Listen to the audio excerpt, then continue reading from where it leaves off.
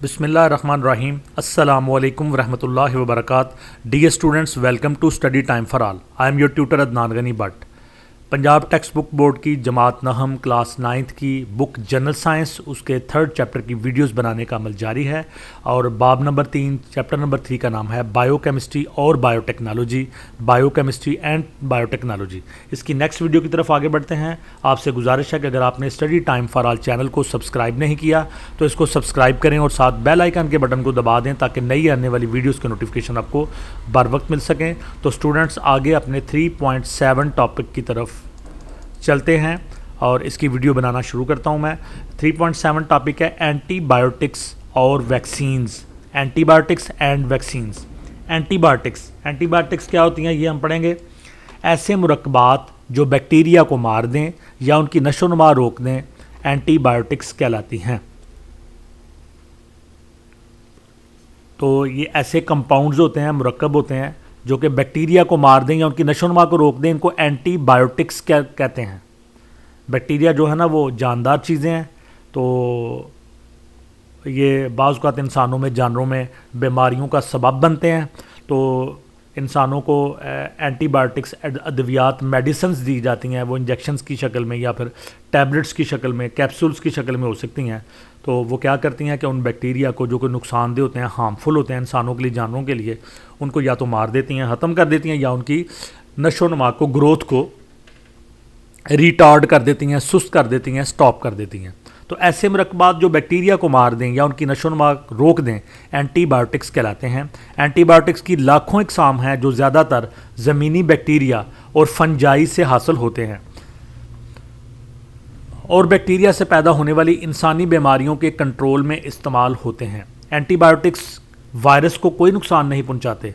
Penicillin, tetracycline और erythromycin वगैरह antibiotic की मिसालें हैं।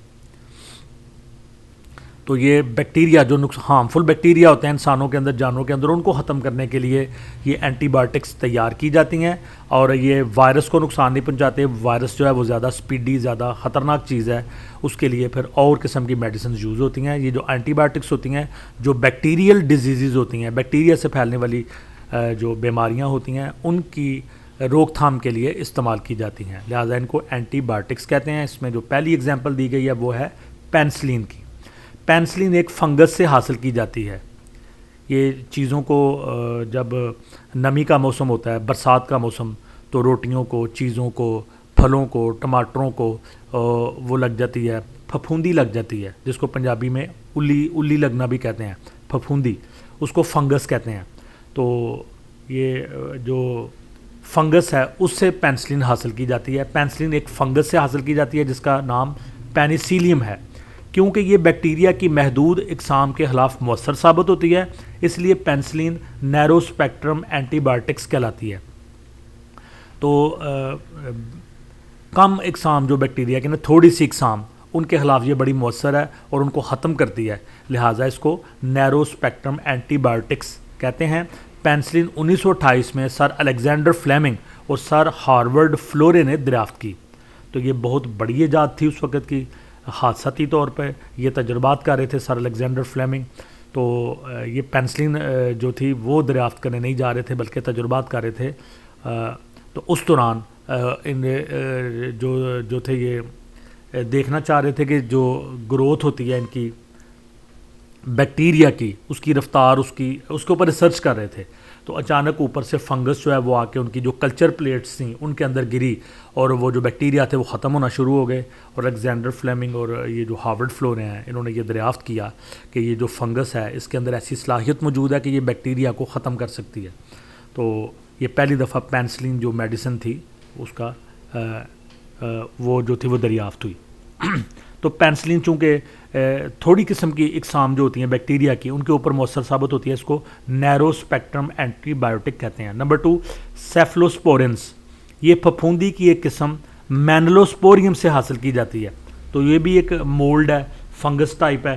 तो इसमें इसकी एक किस्म है मैनलोस्पोरियम, उससे ये हासिल की जाती है और 1948 में दरियाफ्त हुई। ये इन बैक्टीरिया के ख़िलाफ़ मुफीद है जो पेनिसिलिन के ख़िलाफ़ मुदाफ़त पैदा कर लेते हैं।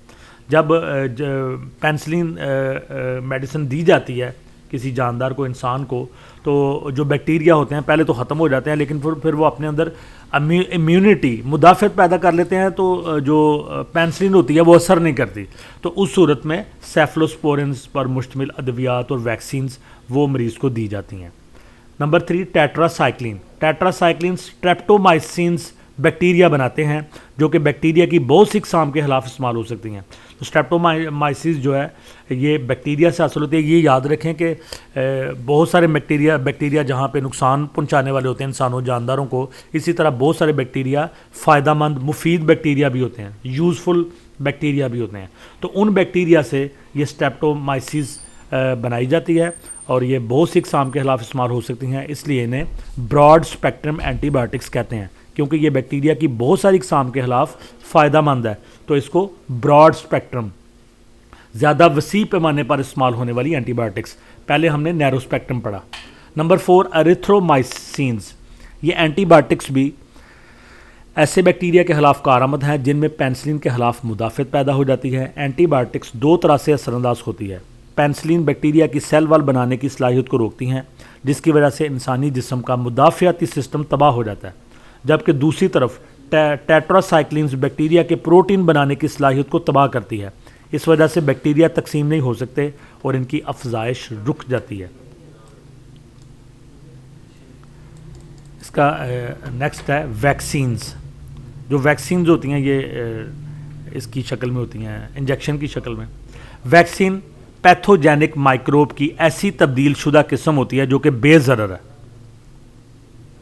पैथोजेनिक माइक्रोब वो जानदार होते हैं जो बीमारियां फैलाने का सबब होते हैं। उनकी शक्ल बदल दी जाती है, उनको नुकसानदेह से गैर नुकसानदेह बना दिया जाता है। जैसे एक सांप है, उसके मुंह के अंदर से उसका जहर और दांत निकाल दिए जाएं तो वो जो गैर नुकसानदेह होता है। तो इसी तरह से ये जो पैथोजेनिक माइक्रोब होते हैं जो कि बेसिकली बीमारियां फैलाने का सबब बनते हैं, इनकी शक्ल तब्दील की जाती है जिससे ये बेज़रर हो जाते हैं और इंसान के मुदाफ़ियाती सिस्टम को वैक्सीन पैथोजेनिक माइक्रोब की ऐसी तब्दील शुदा किस्म होती है जो कि बेज़रर है और इंसान के मुदाफ़ियाती सिस्टम को मुतहर्रिक कर देती है। वैक्सीन की इस्तिलाह लातीनी लफ्ज़ वैका से अख़ज़ की गई।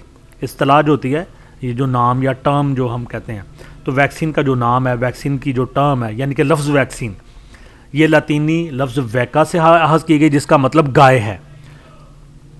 चीचक, जिसको इंग्लिश में स्मॉल पॉक्स कहते हैं, चीचक के खिलाफ जो पहली वैक्सीन तैयार की गई वो काउपॉक्स वायरस पर मुश्तमिल थी। ये चीचक दाने दाने निकल आते हैं इंसानों के अंदर और काउपॉक्स जो होती है ये काऊ के अंदर ये दाने से निकल आते हैं। तो काउपॉक्स के जो थे ना जर्म्स, उनसे एक वैक्सीन तैयार की गई जो कि चीचक स्मॉल पॉक्स के खिलाफ इस्तेमाल की गई। 17वीं सदी के आखिरी अशरे में एक इंग्लिश माहिर तिब एडवर्ड जैनर ने अपने मरीज़ों में मुशाहिदा किया कि वो लोग जो काउपॉक्स की बीमारी में मुब्तला रह चुके थे, इनमें चीचक की बीमारी के खिलाफ मुदाफ़त पैदा हो गई। चुनाचे 1796 में जैनर ने ज़राई फार्म पर काम करने वाले लड़कों को ऐसी सुइयाँ चबोईं जो कि ऐसी दूध धोने वाली लड़कियों के जख्मों से ली गई थी जो काउपॉक्स की बीमारी में मुब्तला थी। तो ये जो गाय थी काऊ, उससे बीमारी जो दूध धोने वाली, दूध निकालने वाली लड़कियां थीं, उनके जख्मों के अंदर चली गई थी। तो 1796 में जैनर ने ज़राई फार्म पर काम करने वाले लड़कों को ऐसी सुइयाँ चबोईं जो कि ऐसी दूध देने वाली लड़कियों के जख्मों से दी गई थी जो काउपॉक्स की बीमारी में मुब्तला थी। इसके बाद जब इन लड़कों पर स्मॉल पॉक्स का हमला हुआ तो उन्होंने इस मर्ज़ के ख़िलाफ़ मुदाफ़त पेश की। वैक्सीनेशन जिस्म के मुदाफ़ती सिस्टम को मुतहर्रिक कर देता है। तो जी स्टूडेंट्स, ये एंटीबायोटिक्स के हवाले से बड़ा मुफीद टॉपिक था, बड़ा इंपॉर्टेंट क्वेश्चन। इसको अच्छी तरह तैयार करें, वीडियो को लाइक करें, कमेंट्स दें, दोस्तों के साथ शेयर करें और study time for all channel को ज़रूर सब्सक्राइब करें और साथ बेल आइकन के बटन को दबा दें ताकि नई आने वाली वीडियोस के नोटिफिकेशन आपको बार बार मिल सकें। इंशाल्लाह नेक्स्ट 3.8 चैप्टर जो टॉपिक है इसके साथ आपसे दोबारा मुलाकात होगी। तब तक के लिए अल्लाह हाफ़िज़।